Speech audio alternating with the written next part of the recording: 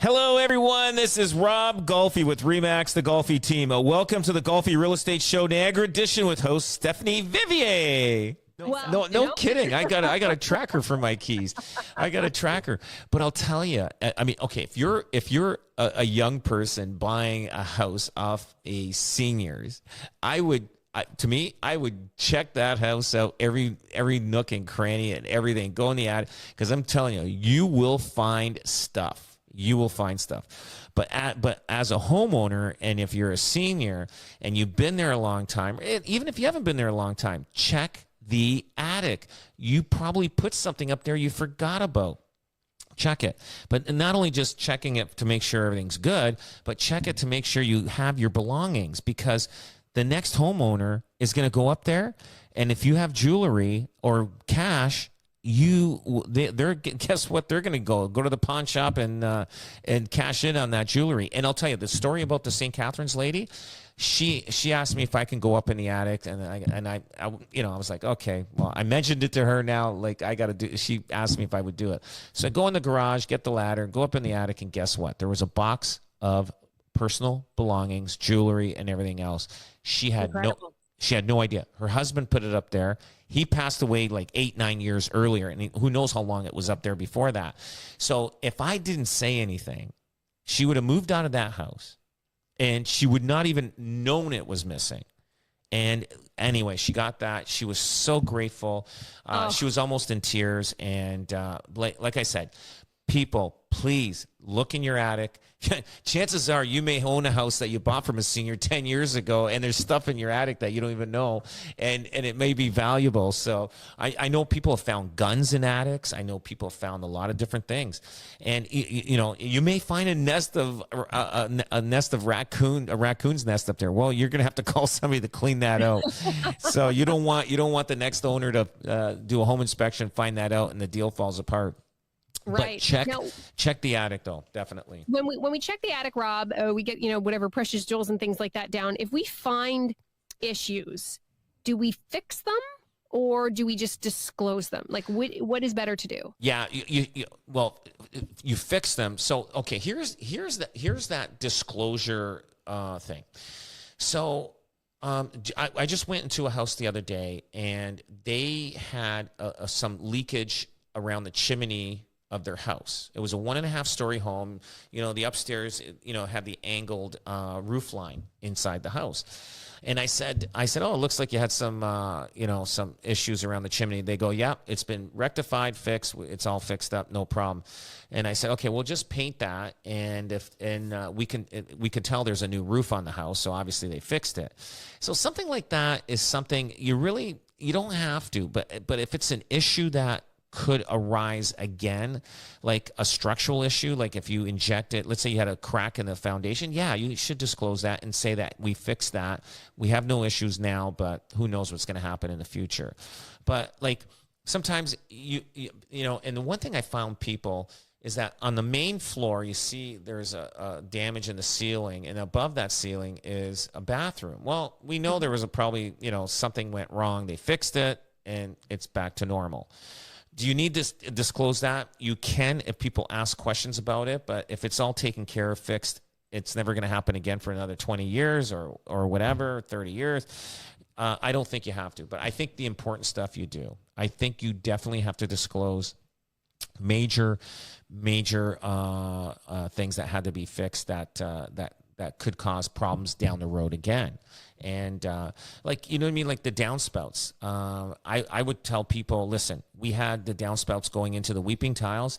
We changed it because we found that we had leaks. So now we have downspouts, and we take the water away from the house. So we put whatever little lines so that the water doesn't just go down along the foundation.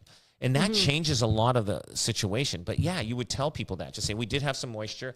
We fixed it by sending the water away from the house, and we never had an issue again. But it is good to disclose that.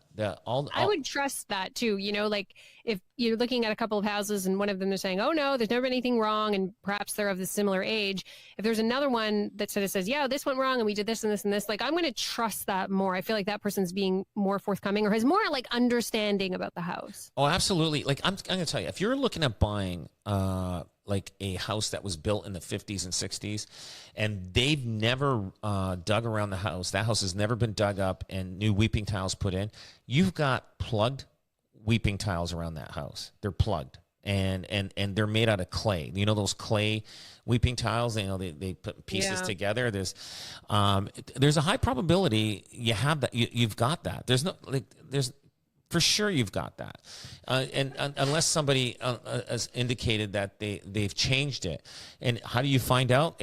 Who knows? You gotta do your research on it. You know, like hey, this house was built in 1960. Has anybody along the way fixed the weeping tiles? You know what I mean? Because, or you check the basement, even if the walls are finished in the basement and everything, the floor is finished, everything is all good. You don't know if there's any moisture behind those walls. You know what I mean? Like there's some people find out issues when they start ripping out walls and say, oh my God, we got a major problem here. We got mold, we got everything going on. So you have to be very, very careful, especially those older houses. And, so yeah. Be very careful when you're buying those old houses. I bought a 100-year-old house, and it was a 2.5-story brick Victorian. And I knew when I bought this house, chances are it doesn't have any weeping tiles. And I don't know, you know what I mean? Like there was, you know what I mean? But I knew the way the water was going away from the house that I didn't have an issue. I looked at the basement. The basement was finished. The carpet was right against the concrete on the floor. I would have known right away if there was any water issues when I was buying that house. There was no water issues on that house, and it was good. But I knew, like, I mean, the walls in the basement were like 2.5 feet thick. Like it was like, I mean, they were like stone foundation. So I mean, it just depends. I've owned century homes. I've owned houses that were built in the 50s. I've owned new houses. So I know everything about them. I know what's to look for on all aspects of all ages of homes. Well, that's where the experience comes in with the Rob Golfi team. You can find more about his team at robgolfi.com. Rob's going to stick around. This is the Golfi Real Estate Show Niagara edition. I'm your host, Steph Vivier. This is News Talk 610 CKTB. All right, there we go. One to go. Flying along. Yeah. There you go. Welcome back to the Golfi Real Estate Show, Niagara edition. I'm your host, Steph Vivier, learning so much, as always, with Rob Golfi. Rob, we were talking about the one place to check. You said the attic, that's the place to check before you sell your home. I'm definitely going home and checking my attic because it's been a while. Who knows what I'm going to find out up there. Now, something that people have been increasingly doing is finding ways to afford their space with roommates. And you've got some stats on roommate listings for us. Yes. So it has been on the rise because, okay, buying a house is very expensive. And that's not going to change in Ontario or Vancouver or Quebec or wherever. But the one thing we found that a lot of people do is they rent rooms in their house so they can afford, just to make life a little easier for them. And they're finding that there was two major cities.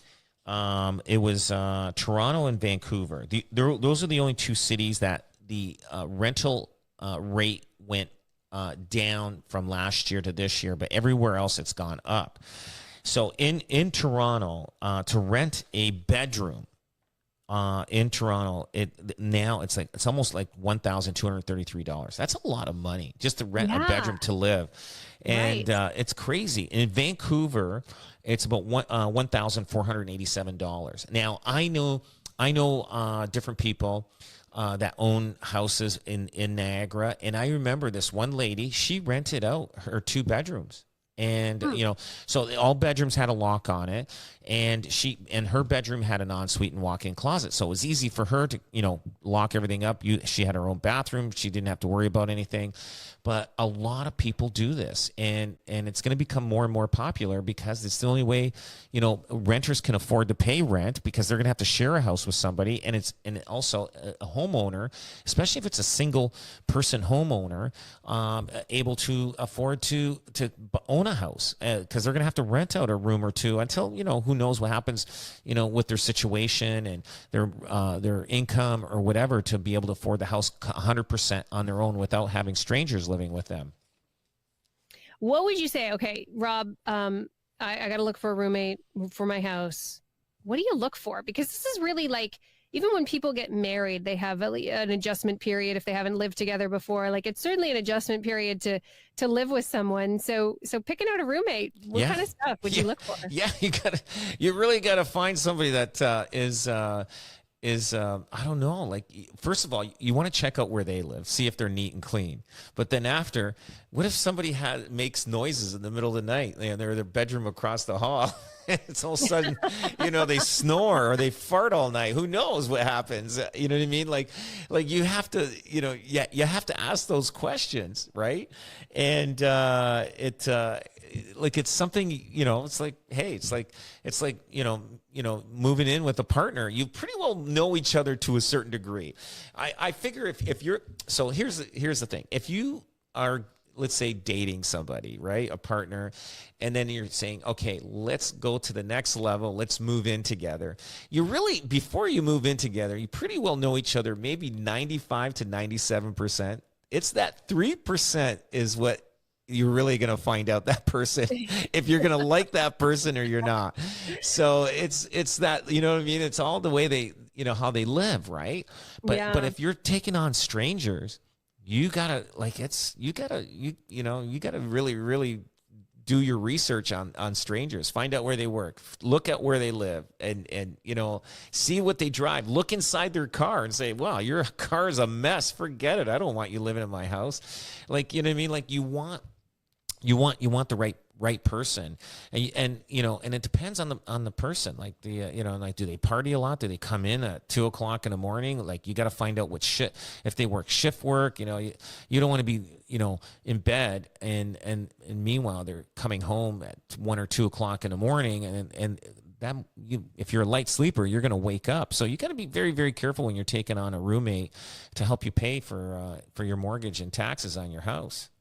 I'm too chatty. Like, I would really need to find boundaries because, I'd come in and want to be very, like, chatty with that person all the time. And you know how it is, Rob, you're coming in, you're going, you don't have time to, get into a whole thing with somebody. No kidding. When you're getting to meet and everything. Yeah. And you know what? And I know some people that have brought in roommates and they've been out for many years and they're great friends now. So, so it works for sure. It does work and it doesn't work. And it's just on how you pick the right person, and you got to lay the rules down. Like, I mean, like, you guys are sharing a fridge, you're sharing bathrooms, you're sharing your living room. Like who gets to watch what, like, who has the rights to the living room, and gets to put the movie on, who gets to use it.